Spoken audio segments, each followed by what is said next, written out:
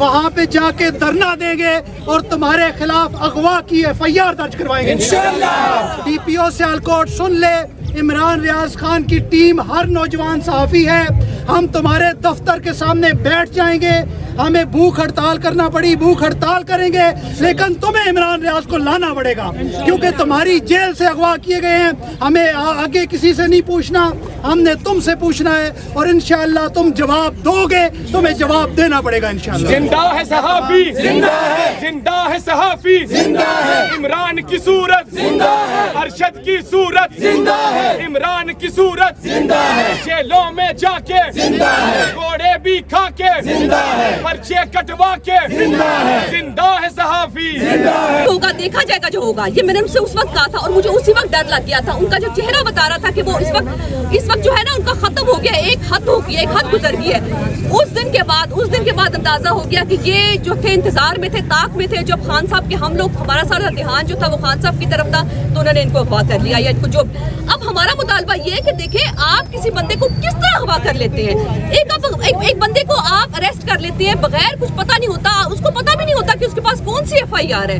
उसको ये भी नहीं पता कि उसकी FIR कौन सी है, उसको आप पकड़ के ले जाते हैं, आपको पता नहीं होता, उसकी फैमिली को नहीं पता होता। ये तो हद है।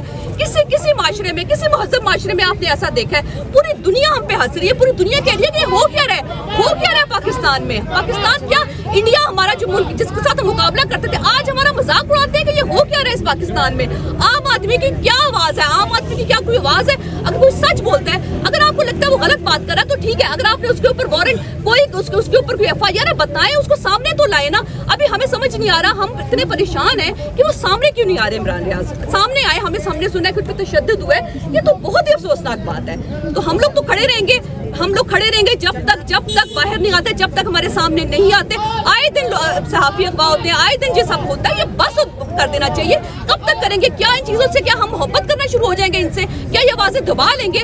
अब आवाजें नहीं दबेंगी। आप देख लें, बच्चा ये देख लें, छोटे छोटे बच्चे जो है अपने हाथ में क्या लेके खड़े हुए हैं, प्ले कार्ड लेके खड़े हुए हैं। तो बच्चे जो है खड़े हैं, तो अब आप ये भूल जाएंगे, लोग जो है ना डर जाएंगे, दब जाएंगे। 4 को मारेंगे, 4 और खड़े हो जाएंगे, 10 और खड़े हो जाएंगे, 20 और खड़े हो जाएंगे। आपने पिछले 2 दिन में ये देख लिया ना, आपने क्या किया, किस तरह की फसाइयत दिखाई, सड़कों पे फसाइयत दिखाई, लोगों को किस तरह मारा। लोगों को आदत होगी शेल खाने की, तो इस तरह हर चीज की आदत होगी। आपने आदत डाल दी है, लोग जेलों में जाएंगे, लोग बोलेंगे, खड़े होंगे, सड़कों पे आएंगे। जिंदा है सहाफी, जिंदा है, जिंदा है सहाफी, जिंदा है, इमरान की सूरत जिंदा है, अरशद की सूरत जिंदा है, जिंदा है सहाफी, जिंदा है, जिंदा है सहाफी, जिंदा है। मैं आखिर में साकिब राठौर साहब का, आपकी डिजिटल मीडिया एसोसिएशन का, एहतशाम अली अब्बासी साहब का, आपके तमाम दोस्तों का और जितने भी यंग सहाफ़ी हैं और ख़ुसूसन तहरीक इंसाफ की ख़वातीन का शुक्रिया अदा करता हूँ। और मैं साथ ये बताता चलूँ कि आप सब ने अब जाकर ट्विटर पर और सोशल मीडिया पर और इंटरनेशनल ह्यूमन राइट ऑर्गेनाइजेशन जितनी भी हैं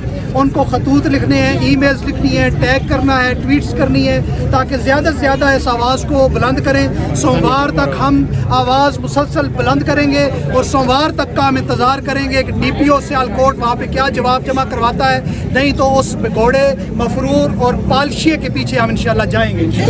तमाम दोस्तों का बहुत बहुत शुक्रिया। इसके साथ डिजिटल मीडिया जर्नलिस्ट एसोसिएशन के जो सदर हैं हमारे फैसल तारड़ साहब